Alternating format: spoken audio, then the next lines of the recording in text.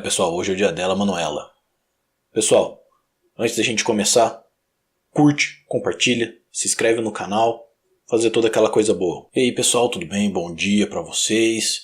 Mais um dia, mais um vídeo. Hoje eu quero falar sobre a Manuela Dávila e a sua performance no Roda Viva. Mas não vamos nos esquecer de nos manter de olho naquele placar do STF contra o Brasil. Essa semana o STF marcou mais um golaço, dia 28. Antes de ontem, o STF acabou de dar um habeas corpus para ele, para o Cunha, o ex-deputado federal, que era o presidente da Câmara, foi liberto, recebeu um habeas corpus, vai para sua casinha. E tá aí então, o placar segue com o STF 5, Brasil 0. Estamos tomando uma lavada deles, pessoal. Mas hoje o assunto é ela, Manuela.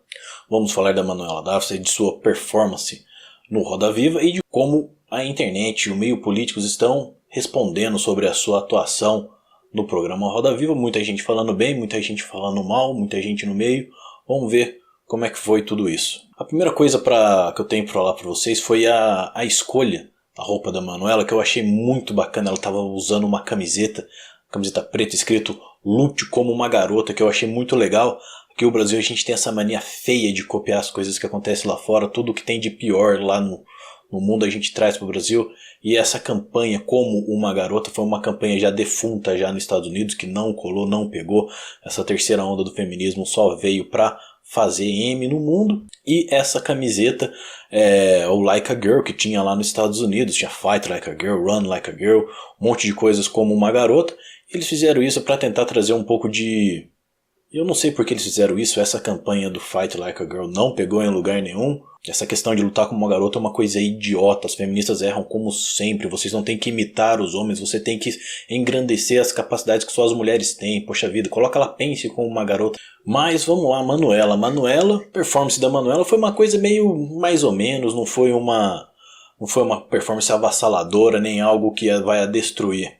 Apesar dela já não ser mais candidata, ela já anunciou por várias mídias sociais que ela iria abdicar da sua candidatura e ia apoiar o candidato Boulos. Ela foi lá, cumpriu o tempo dela lá e falar um pouco, mas não surtiu tanto efeito assim.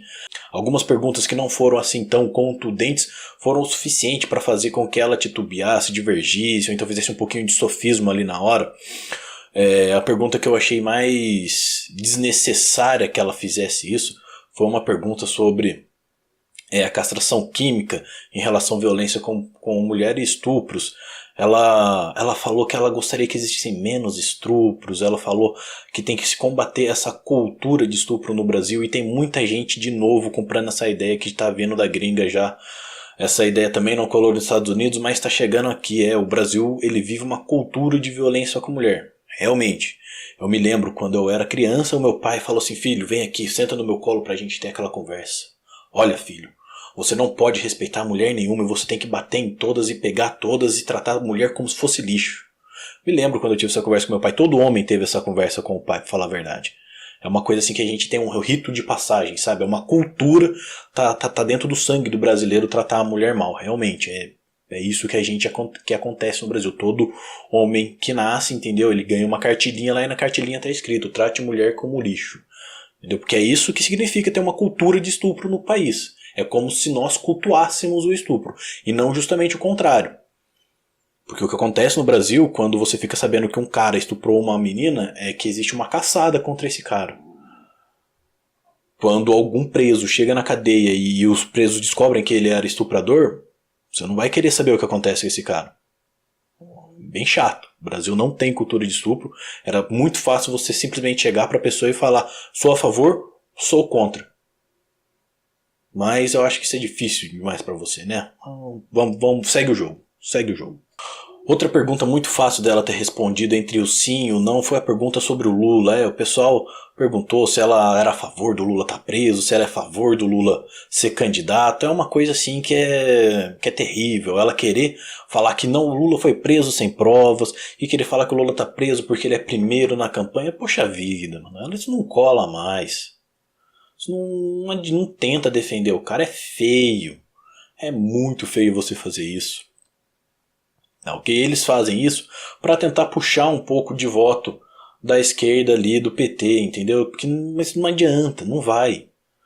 Ela faz isso pelo mesmo motivo que o Ciro Gomes não bate também no Lula. Porque ele não quer perder voto. Da Dilma ele já escrachou com a Dilma. Mas o Ciro Gomes não bota a mão no Lula por quê? Porque ele não quer perder o voto do PT. Ele quer sempre ter aquela possibilidade dele ganhar meia dúzia de votos ali do PT. Mas é normal isso. Acontece. Ok? Mas, poxa vida, né? Não custa nada você falar a verdade. Uma questão muito importante da entrevista dela foi quando ela falou do estado do Maranhão também. Ela tá aprendendo com o Ciro Gomes. Ela foi na escola do Ciro e aprendeu. O Ciro gosta muito de falar do estado do Ceará como se ele tivesse sido governador do Ceará durante 20 mandatos. Como se ele, nos últimos 20 anos, a única pessoa que mexeu no Ceará foi o Ciro. Então o Ceará tá bem por culpa do Ciro, que é aquela coisa bacana. Então a Manuela Dávila fala que o estado do Maranhão é um exemplo de economia e de fiscalização, entendeu? E por isso que o estado do Maranhão tá ganhando, é um dos melhores lugares para se investir do Brasil, a economia lá tá melhorando, muito bacana, muito legal. Vi na internet também um monte de gente falando do estado do Maranhão, porque o estado do Maranhão tá com a economia, tá andando, não tá na crise, conseguiu ficar sozinho.